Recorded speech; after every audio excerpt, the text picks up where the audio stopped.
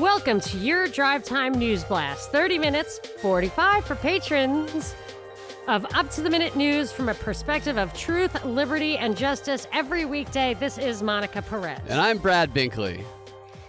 Today's top story is apparently it's the partyingest month ever. The what? Because it is, the entire month is 420. Oh, it's month 420. Yes. You know, weed sales have got to be skyrocketing. I think in some places they're considered essential services, like where it's legal.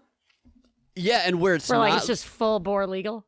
Where it's not legal, like in Georgia, it's not legal. I imagine that it's very difficult for people to partake in it because if you're moving around, you're going to get flagged if you're in another county because you're not supposed to be going. We got the full shutdown order from Kemp yesterday. The whole state put us down, and it must be difficult. Well, there's something weird about this phase of the corona lockdown is that, I haven't really noticed a shortage of anything. Again, it reminds me of Event 201, where the most important thing is to keep commerce going and money flowing, no matter how many tens of millions of deaths pile up. That's what this is all about. And I feel like that's kind of what they're doing. And of course, that's what they do. That's all they, maybe I'm not looking at it right. I'm drawing a parallel between Event 201 was talking about travel, trade, money flowing. It was about testing those systems in the event of people dying and not being able to participate. So I don't know what to make of it exactly, but I expected more shortages than I've experienced, even though all of commerce seems to be shut down to me in my world.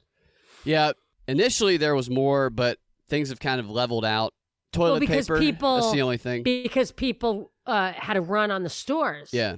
So consumption blipped. But production and supply, it's just kind of interesting to me. It's just something to keep an eye on that. I'm waiting for a couple of things for actual problems like that to arise, or actual, like I said from the very beginning, infrastructure problems to come up. People are highlighting to me that earthquakes are happening. There's this apparent rise in earthquakes. Interesting. Yeah, so I feel like if that's a strategy of tension, or if they're able to do things that they wouldn't otherwise do. I got some messages from fans of the show in New England that a bunch of different things. One was that there are towers, 5G, it looks like, who knows what, cell towers of some kind, which are probably 5G, because I don't think they're installing new other towers, going up all over the place. I've gotten many, many pictures of that. Many. Also, yeah. It would not surprise me at all if the 5G infrastructure is being put in place while everybody is at home. If it's really being solidified to get that Internet of Things and that smart grid and functioning. People want it. People want it. So they aren't going to go up in arms. And of course, we have no First Amendment rights, so you can't really express yourself. And I just wonder if they're doing other stuff that they're testing out or whatever that they couldn't normally do when everyone was milling about. And maybe that includes some kind of seismic stuff. Other stuff that they're de facto kind of closing borders by searching people at the borders. I don't know where it was between Connecticut and Rhode Island or Massachusetts. I don't know. It was another message I got. Somebody was tracked down, I think, through one of those stops. And there are quarantine flyers, like eviction notices. There are quarantine notices being tacked up on people's doors. This is in New England? I think it's in Rhode Island. Yeah, I think it's in Rhode Island. Rhode That's Island crazy. was the one who was getting crazy about the interstate traffic. Yeah, I had heard that they were tracking people down. And I was thinking about driving to another county. You drive to another county, your license plate has your county on it. You're going to stick out like a sore thumb. Well, but they're also tracing phones, I think, up there. Tracing phones, apps, and if they're getting this smart grid in, then that's going to be a way to be able to maybe take people's temperature as they walk past the sidewalk or something. Those cells are right next to each other. They can really, just by your signal going in and out, I think, of your phone, usually maybe I'm very dated in this, I don't know, but I think if they see where your phone is bouncing off, what cell, if there are a lot more cells, they could probably get a lot closer. But I mean, they can find you directly just by your location crazy. if they want to. I know, and we don't have First Amendment rights. Oh, so this is something I tweeted last night. I can't believe it took me this long to occur to me. I want to have a march on Washington on the 4th of July. But it can't just be us and our friends. Like, it has to be like Freedom Works has to pick it up, or Glenn Beck has to pick it up. Like, anybody who's listening who is involved or is like Tea Partier or Gun Owners of America or whatever, like any organization that orchestrated Obamacare marches. I went on 2 of those. So, and I thought there were hundreds of thousands of people there. Maybe it was only tens of thousands. But any of those guys who like can do a call to action, if they pick it up, 4th of July would be great. Yeah, that's probably going to be in the period of time where we have a reprieve and are going to be able to go out for a little while before I think we're going to get shut down again next year. So what do you want to march about? Well, I want to assert my right to assemble and to petition my government for redress of grievances. What I particularly want to march against is that I am not convinced that there was a quorum that passed that $2 trillion bill. A quorum. Like, I think I have to reread the Constitution on this. I never care about process too much, but the Constitution has certain like parameters for how you pass legislation. And I do not think that they were followed, or in any case, I don't think there's evidence that they were followed. And I think that I just want to repeal that bill. Let's just repeal the CARES, please. Repeal that bill. Act. Repeal the bill. Yeah. Repeal the bill. That's all. And really, I want to reassert my First Amendment right, because I feel like if we don't assert it, it could be one of those new normals where we don't expect to be able to assemble, that they'll greatly limit the numbers that we can assemble. And then you can't convey to people visually and viscerally that there is critical mass on your side. That stuff matters. Then it's just anecdotal BS. If we have time I've got this crazy Twitter thing going with, you just have to hear it to believe it, but it's not a headline. So let's get to it. Oh, wow. I'm on the edge of my seat now. It's crazy, though. I mean, the guy, it's real. So literally everyone's like tweeting back at the guy pictures of like Holocaust images, because that's what this guy is just like. What's wrong with getting a number? What's wrong with getting an ARFID? What's wrong with having to wear a symbol on your shirt that says that you got a vaccination? Like, the Scarlet C. Or the golden Star of David. Yeah. Or tattoo. So this guy's advocating for that. Advocating. As a matter of fact, it's really not that much. I can just read it to you. I know that. So this guy says, his name is Bobby. It's what's so wrong or scary about having to show that you've been vaccinated? You already have a name. This is just a number that goes with that information for quick and safe access. Why should the brave people who get vaccinated be forced to stay indoors like the cowards who resist? So then I just tweeted, vaccines aren't good for you, because I just like to keep it simple.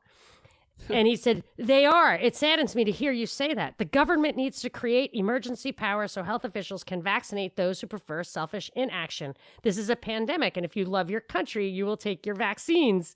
So I said, hey, I'll take your vaccine if you can prove that it's a pandemic by just giving me year-over-year, month-by-month data of colds, flus, pneumonia, and the death rates. I just want to know that this is, a super, super spike. He says, these questions are not normal. What more validity is needed other than government approval? Could you say that you would know more than government experts? Who is this guy? His name is Bobby_Chung 88, and he describes himself as a Chinese restaurant owner. He sounds like an operative to me. I know, that's what I was thinking, but it's so silly, it's so ridiculous that I can't. It's like the Sesame Street meme. Follow orders. Stay put. Don't go outside. Stay inside. There was what's the one that lives in the trash can on Sesame Street? Oscar the Grouch. Oscar the Grouch. There's a big picture of him poking his head out of his trash can with the caption that says, stay home. Don't leave your home. Stay inside. because he's the least likely one to get a disease. He lives in a trash can. He probably is the least likely one to get a disease. Yeah, Sesame Street is doing a propaganda push where they are educating children on how to develop new habits and a new lifestyle in this new COVID-19 world we live in. New habits, new lifestyle. That's what they're trying to push on everybody. They really are fundamentally changing the way social activity is going to carry on forever. That's why I want to reassert our First Amendment right to actually assemble. I think it's a great idea. I really care about that. I mean, I think we need to get together. We can snap them out of it, or force them to show their hands. And this is where it came up. Last night, I did a podcast with Moral Bob, which I'm very excited to share with our audience. And when it comes up, and we were talking about it, and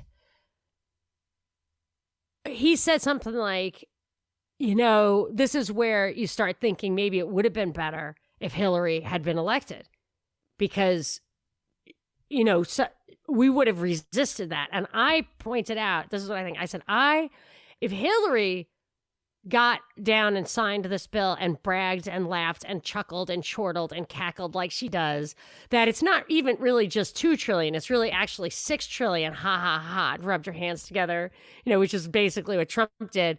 4 million people would have showed up in Washington with their long guns. You're right about that. I mean, you wouldn't have had to let's go to Washington. I mean, people would have just fucking strapped them on and got in a car, and you'd be held to stop them. You know how many people you would need to stop them?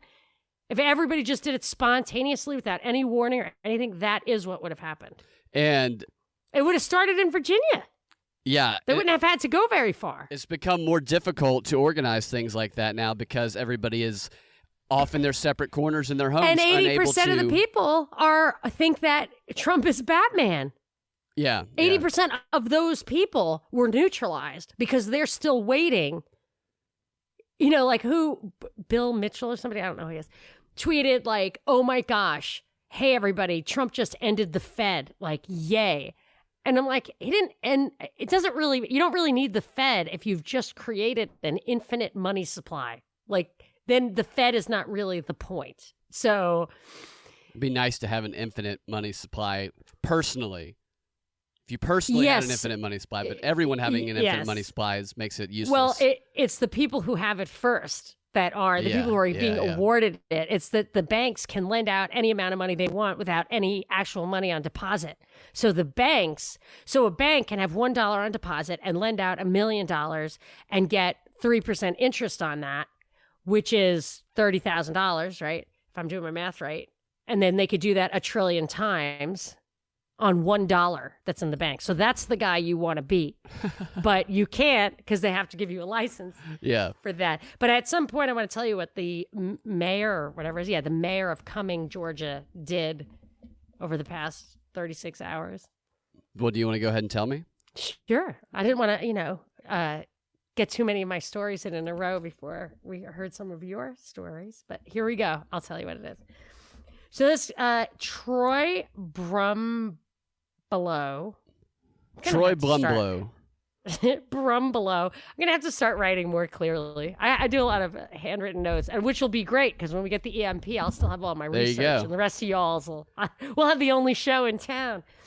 Okay, so on April 1st, he put out a social distancing order that had 2 unpopular provisions.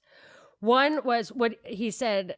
One was that he was going to deputize up to 150 new kind of policemen. Yep. And they would be enforcing social distancing rules.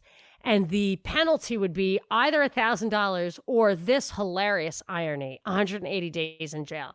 So if everybody disobeyed, how the hell would you put people in jail for 180 days, 6 feet apart from each other? It's absolutely a preposterous Maybe that's the exception. Concept. We've let all the criminals out so that we can put all the non-conformists in. Yeah, health pre-criminals.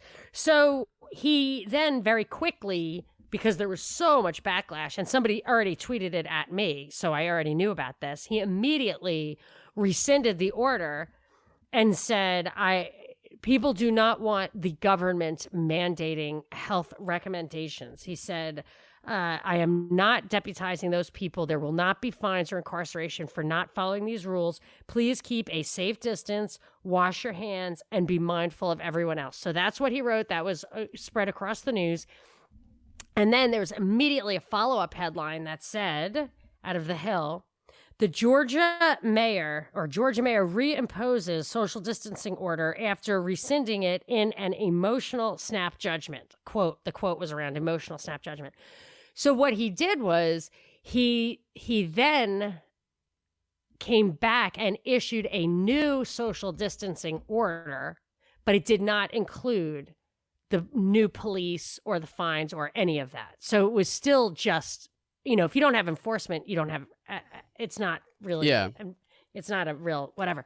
So, but the Hill immediately jumped on the fact that he capitulated, but and he did go back and forth. His grandpa died like that day, had problems, but whatever. It was interesting. Yeah, I don't know that he necessarily capitulated because Kemp said the same thing. Kemp said that he's going to be announcing today, I don't know if he did yet, that this full shutdown order is going to be in place, and he said he's going to be deputizing people to enforce it. I actually think the Hill was misrepresenting this guy to say that he capitulated and rescinded. I think what he did was he rescinded the first one that people didn't like, and he put in place a different one that people did like. But I want to hear more about the Kemp thing after the break. With no sports to watch or games to bet on, the presidential election is the only competition still running. I checked with MyBookie, and they're taking action on the outcome. Right now, it looks like it's going to be Trump versus Biden. However, if you take a shot on Bernie Sanders getting the nomination, $100 will win you $800. MyBookie has odds on everything political. From what they're going to say in the debates to the next terrorist to be captured, MyBookie.com has it all. Join now and start winning huge today. Visit MyBookie.ag, that's MyBookie.ag, and use the promo code BINKLEY, BINKLEY, all caps, for a 50% deposit bonus. At MyBookie, you can bet on anything. Okay, so if you're willing to hear it, I know you don't like spoilers. I would like to spoil a very terrible show that I really had promise What show is it? Picard. Okay, hold on. Did you tell me the Kemp thing yet? What is Kemp doing? Oh, Kemp issued the shutdown order, or yesterday he foreshadowed that he was going to be issuing the shutdown order for the full state, the entire state of Georgia, and he said that he was going to be deputizing people because they were going to be enforcing it. So some people are going to be deputized. How do you think this would have gone over if Stacey Abrams were governor? How would she even have been able to, what, has she been outspoken at all about any of this? I bet she's keeping a low profile. I have not seen her speak too much about it. I did join a Indivisible type activist training that she was featured in the other day, and all she talked about was the census. Wow. It didn't even, COVID-19 hardly came up in the conversation at all. The DNC canceled itself. I'd heard that. Yeah. And they're talking about stay-at-home remote voting now. Hashtag 2020 election crisis. But we were talking about that Tripwire. They were ready for election 2020 to be a Tripwire. And I obviously, all bets are off right now. You could easily say, like, any kind of crisis they needed to do anything, this is it. But are they still trying to, have a war with Russia? What the fuck? I don't know. I don't know. Maybe they're going to launch a bioweapon in Russia. I have a feeling it's all going to come around to something like that. That's what I think. I mean, where is Russia in this story? China is featuring, but where the heck is Russia? Maybe we had Russia featured for so long that it was time to put China as an evil prominently in our minds and then link the two of them together somehow. I'm absolutely convinced that China is in on this, that they have all the same reasons to be involved in the trade war, to want the Hong Kong protests, all of this, so they can unify, they can, their economy was slowing down, they can take cover against having made those bad management decisions, all of that. I'm not convinced that Russia is in on everything lockstep, although I'm more and more convinced that Iran is now completely a controlled opposition, I guess, in a way. Yeah, Iran is also being they're so in on it, demonized by the media, and they're no, I know, but they're playing along. Yeah, that's the thing, that they feed the narrative. So does China, but Russia doesn't seem to be featuring much. So I'm assuming they're not playing along with any script. They're not denying the coronavirus, but well, it's apparently exploded over there recently. Oh, really? Okay, because that's what I was thinking. Is that if we had a gain of function one that we could launch over there, we would. I didn't catch up on the Swedish news, but I assume they're going to be an object lesson for the world. That's what I think so too. I think there will be an object lesson as well. Just too many people were promoting, like, look at Sweden. I'm like, don't jinx Sweden. You're jinxing them. So Okay, so yeah, spoil Picard. I would like to spoil. And you're talking to a Star Trek fan, but I just have no desire to watch. It's terrible. It's terrible. I thought it was good. People said it was good. I thought. Didn't you even think it was good in the beginning? No? There was some reminiscent moments, thinking back, make you feel good. Yeah. But the show, the story, it's terrible. If you like, he was kind of looking sort of Biden-y. He looks very, very rough. He's an old guy. So I want to warn you, if you don't want this spoiled for you, because I'm going to say something, take about a minute from now and then come back. But I'm saying it for a reason, something related to now. Go wash your hands. Yeah, go wash your hands 3 times. Exactly, that's what I was thinking.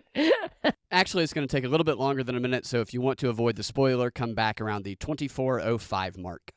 The end of Star Trek Picard, the end of this series. I'm sitting here going, is this just a one-series thing? Because he's an old guy. You can't guarantee there's going to be another season, or especially a third season. Right. So, towards the end of the final episode, Picard dies. Whoa! And then he comes back to life. Oh, my God. That is as a robot. Ah! They copied He's a Borg. Is he a Borg? No. They copied his consciousness. To the Borg. Transhumanism. They copied his consciousness. Whoa! And they implanted a copy of his consciousness onto, it's his body, but now it's like he's a little bit healthier now. Because he's a robot. So the actor is still playing the robot? It's still Picard, and it still looks just like Picard, except because he needs to shed that skin so they can deep fake him forever. Well, he is... Maybe that's it. Maybe they're going to deep fake it forever, and they have to call him a robot so that... this could be like the prototype, the beta on deep faking acting. Absolutely. And they're like, we'll call him a robot so that when it looks a little screwed up, people will think that it's because he's a robot. And this but also... over time, they'll perfect it, because there's all this stuff about perfecting AI right now, all this stuff. Yeah, and they can test all of it right now, too. Yeah, DeepMind and Neuralink, all that stuff. With all of this going on and robots being tested out, we're going to see more robots taking over jobs, because robots can't get viruses like we can. They can get maybe robot viruses. Oh my gosh, that's so much better. So Picard has been replaced by a robot. The captain. That's great. We should all be starship. replaced by robots. These themes are hitting us over the head here. It's so stupid. It's not the same person. This idea of transhumanism, copying your consciousness onto a robot. It's not the same person. You're still dead. Yeah, memories and what appears to be cognition and expression, all of that. But the real thing to me is consciousness. Self-centered consciousness. I'm looking at my own eyeballs, and I know it. This Bill Gates is into this type of stuff, helps researching this type of stuff. I've never understood this. Who are you benefiting? Do you think that society just needs you so bad that you have to make a copy of yourself? Because you're not getting anything out of it. You're dead. That is not you, even if it looks exactly like you. Isn't that David Rockefeller wanted to be uploaded into the... Yeah. That's what it was. It was that mind sphere? The mind uploading thing. It's crazy. And I was so pissed off when I saw that. I was like, oh, come on. Now if I watch season 2, I'm going to be thinking the whole time, that's not Picard. Picard's dead. That's not Picard. He's dead. Yeah, for sure. They want you to get your mind around it. Yeah, so that was very to work it out. Yeah, very infuriating to me. I have a couple other stories. Do you have something right now? You want to? No, I'm happy to listen to whatever you have. I did have a thing from JJ about ventilators in response to your story yesterday. If you wanted to. Yeah, I'd love to hear it. You decide. You want to hear it? Okay. Yeah. He put this is from David Crow. Remember, I've been mentioning that this guy, David Crow, was on the Higher Side Chat, and he was the guy who does a lot of work on the true nature of viruses and virology and what an unrefined science it is. So he has a book about SARS, or he did a lot of work on SARS, and this is a passage I hate to read, I'm sorry, but it says, it's really important. It says, aggressive treatment for SARS has left a legacy of bone degeneration due to steroids, sudden kidney failure, probably caused by ribavirin, and long-lasting muscle weakness, probably caused by both classes of drugs, as well as by mechanical ventilation and intubation. During treatment, patients suffered from liver damage and serious anemia, which resolved slowly, if at all, afterwards. Even those who escaped such serious side effects were found to have reduced physical capacity and quality of life a full year later. Roughly, the richer the country, this is really important, the more aggressive the therapy. This translated into more than double the death rate in Canada than in mainland China. The more ventilators you had, the more access to healthcare you had, the worse your outcome. Wow. Yes. And that's iatrogenics, that you've experienced that. I mean, you talked about your mother yesterday. That was triggered by a treatment, right? Yeah, she was on a ventilator for a long period of time. But I mean, her disease, why she's sick, was what they call iatrogenic. IATRAG. Was it not a response? She's had to a long. medicine? It was an autoimmune thing. Right. Okay. Well, yeah, it's a long, complicated It's a long medical story. history. Okay. All right. So I just feel like I think people underestimate the prevalence of iatrogenic disease. IATRAGEN, I say, where the treatment causes a disease. Yeah. So like even Jordan Peterson, his situation supposedly, if you're to believe it, is that he got hooked on Xanax and then had to go into a medically induced coma to get off of it, whatever. But that's iatrogenic because the treatment for his underlying problem, which was depression, has made him near death. Yeah. So there's that. Yeah. And anyway, I just think that's interesting because the ventilators, this is why I want data. They're life-saving, but they're also very risky. Right. So when people are telling me that we've shut down the world, we've caused trillions dollars of damage, we're going to pay it forward, trillions dollars of debt, and that we are telling GM, we are forcing them. So I think when you force them to do it, that relieves them from liability just de facto. It should, because that's why I think it's really weird about the drug companies getting under there. It's a highly regulated industry. If you're doing what they're telling you to do, how are you also liable for having done what you thought was right to do? But what we need is to see the data they're using, the cost-benefit analysis they are using to decide, to understand the problem and to understand the policies. So they're going off half-cocked. All I want is data. I'm getting attacked, and I'll tell you, every damn troll I respond to that way backs down. I want simple data that has to be out there, and they have to be doing a cost-benefit analysis, or they should be liable for criminal negligence. Yeah, and when you ask them for data, most people, recklessness. They have no idea how to get the data. They haven't thought about the data. They've just... But these are the same people who are like, but science, yeah, I know. But science, climate change, science, vax science. You're all, science. Like, show me the science. Yes, give me science. I want science. Yeah. Mama Lake. So did you hear about this Navy shipyard? Not shipyard, this Navy ship, I this saw hospital the ship in Los Angeles. Yeah, gimme. Okay, so a Navy hospital ship, it's the USNS Mercy. It was brought into Los Angeles this past weekend to handle non-coronavirus patients, something that it's going to be doing until September. And they brought it in to ease the burden of local hospitals that are surging, is what they say, surging with COVID-19 cases. I don't know. I've seen a lot of hashtag empty hospital stuff out of LA and New York. You're going to get called a corona denier. You're going to get called a corona denier. Is that, that's do you go to jail for that? Possibly. You might possibly go get shot by a firing squad. I don't know.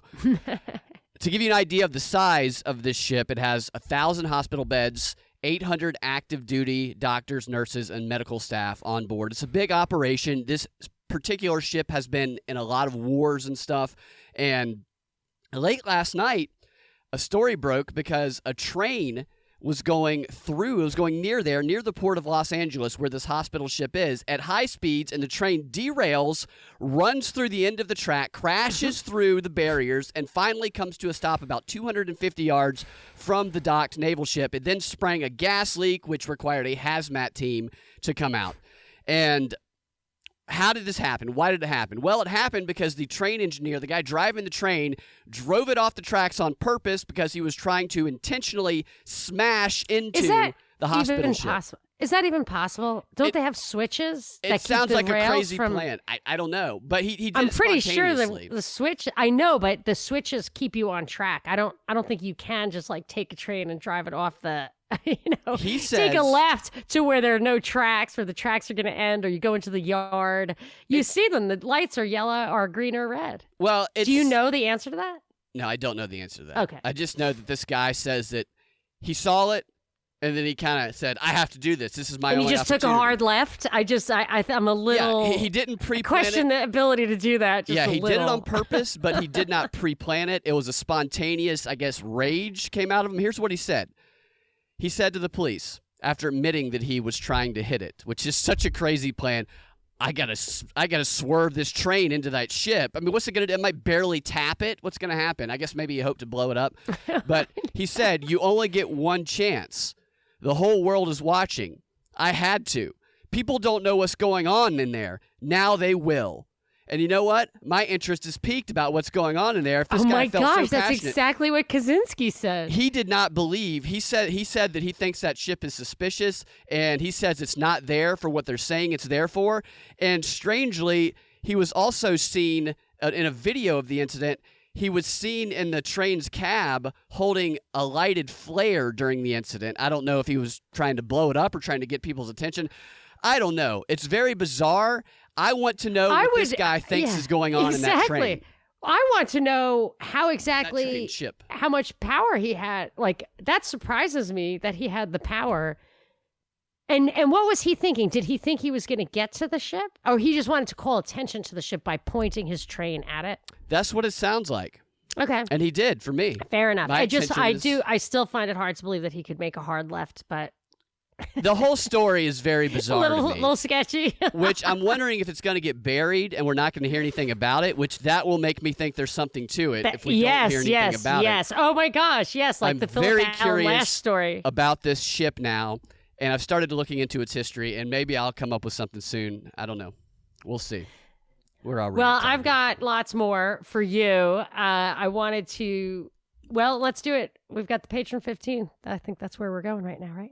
I believe that it is. Are we doing a Zoom party? If we want to do it for patrons, we should tell non-patrons. We'll do a Patreon party. Let's do one tomorrow night. Is tomorrow Friday? Tomorrow's Friday. Remember. I think so. Yeah, tomorrow's definitely Friday. So can we do it like 8 o'clock Eastern on tomorrow, which is Friday? Works for me. 8 o'clock Eastern Standard Time. So if someone signs up for Patreon for us by 8 o'clock tomorrow, they will get an invitation through that. Yeah, I will post the information about it on Patreon.